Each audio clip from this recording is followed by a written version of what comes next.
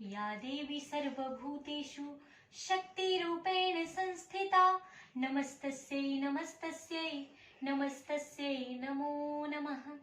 आदिशक्ति माँ दुर्गा के आई 7वां स्वरूप माँ कालरात्रि के पूजा भेलन।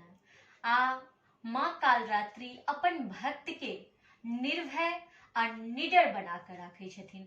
माँ कालरात्रि के स्वरूप कतेक भयावह कतेक विकराल छन से तो सब गोटे के बुझले अछि।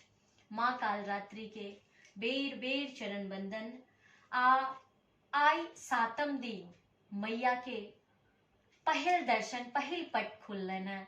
सब गोटे दर्शन किने है। माँ के हम अपना दिस से ई भगवती गीत सुनबे छियै। आहाँ के शोभै माहे सुंदर मुकुट, आहाँ के सिर पर शोभै सुंदर मुकुट, छनन छनन बाजे माँ के पैरों के नुपुर। हे मैया छनन छनन बाजे माँ के पैरों के नुपुर।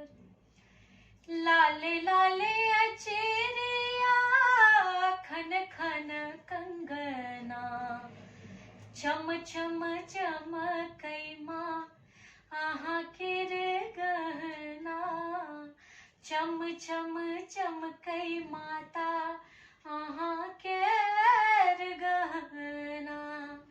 घनन घनन बाजै माहे चुनरी के घुंघूर, घनन घनन बाजे माहे चुनरी के घुंघूर, छनन छनन बाजे माँ के पैरों के नुपुर।